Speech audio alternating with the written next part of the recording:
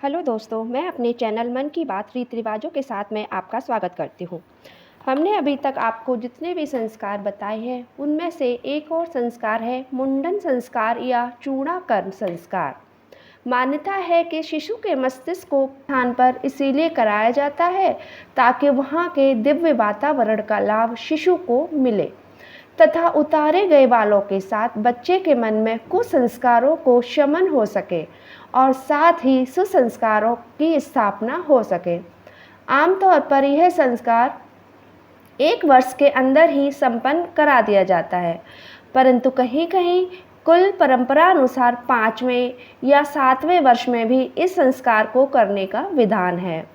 इसके अंतर्गत शुभ मुहूर्त का विचार कर मुंडन के लिए एक दिन निर्धारित किया जाता है और इसकी सूचना बुआ को दी जाती है और उन्हें लेने के लिए भेजा जाता है। परंपरा अनुसार घर, मंदिर, गंगा या यमुना के तट पर जाकर बुआ के लाए हुए कपड़े पहनाकर बच्चे को दादी या माँ की गोद में बिठाया जाता है। इसके बाद नाई उस्तरे से बालक के बाल उतारता जाता है और बुआ अपने दोनों हाथों में आटे की लोई रखकर उसमें उतरे हुए बालों को लेती जाती है। मुंडन हो जाने के उपरांत हाथ मुंह धुलवाकर बच्चे के सिर पर हल्दी से सतिया तथा माथे पर काजल का टीका लगा दिया जाता है। आटे की लोई में लिए गए बालों को यमुना, गंगा या किसी बहती हुई धारा में प्रभावित कर दिया जाता है। कभी भी बालों को खुले में या मंदिर प्रांगण में नहीं छोड़ना चाहिए। इस संस्कार को संपन्न कराने के बाद बुआ को नेक देना चाहिए। इसी के आगे आता है कर्णवेध, कर्ण छेदन संस्कार। शास्त्रानुसार इस संस्कार को 6 माह से लेकर 16वें माह तक अथवा 3-5 आदि विषय वर्षों में या कुल की परंपरा अनुसार उचित आयु में संपन्न किया जाता है। कहा जाता है कि सूर्य की किरणें कानों के छिद्र से प्रवेश पाकर बालक बालिकाओं को तेज युक्त बनाती हैं। बालिकाओं के आभूषण धारण हेतु तथा रोगों के बचाव हेतु यह संस्कार आधुनिक एक्यूपंक्चर पद्धति के अनुरूप एक सशक्त माध्यम भी है। इस अवसर पर बच्चे को चौक पर बिठाकर बालक हो तो उसके कान आदि, बालिका हो तो उसके नाक व कान दोनों छेदे जाते हैं। बालक के दाहिनी कान तथा बालक के बाएं कान को पहले छिदवाया जाता है। इस अवसर पर बच्चे की ननिहाल से बच्चे के कपड़े, नाक की लौन, कानों के बाली आदि भेजी जाती है।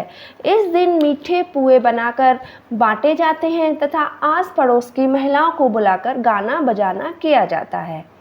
और दोस्तों, इसी के आगे एक और संस्कार है पट्टी पूजन या विद्यारंभ संस्कार। जब बालक बालिका का मस्तिष्क शिक्षा ग्रहण करने योग्य हो जाता है तब यह संस्कार किया जाता है। आमतौर पर यह 5 या 6 वर्ष का बालक इसके लिए उपयुक्त होता है, परंतु वर्तमान समय में बच्चे जल्दी स्कूल जाने लगते हैं, इसीलिए इसे 6ठे वर्ष पूर्व भी संपन्न कराया जा सकता है। इसके अंतर्गत एक नई पट्टी या स्लेट या कापी पर बच्चे के हाथ से श्री गणेशाय नमः लिखवाया जाता है और बच्चे से इसका उच्चारण भी करवाया जाता है। इस दिन विद्या की देवी सरस्वती का पूजन किया जाता है। पूजन करके पीला फूल चढ़ाया जाता है तथा बेसन के लड्डू का भोग लगाया जाता है और बच्चे को पीले वस्त्र पहनाए जाते हैं। मनुष्यों के लिए विद्या कितनी आवश्यक है, यह इस श्लोक से स्पष्ट है। मातेव रक्षति पितेव हिते नियुक्त के कांतेव चापि रमयत्यनीय खेदम लक्ष्मी तनोति वितनोति च दीक्ष कीर्ति किम किम न साध्यति कल्पुलतेव विद्या।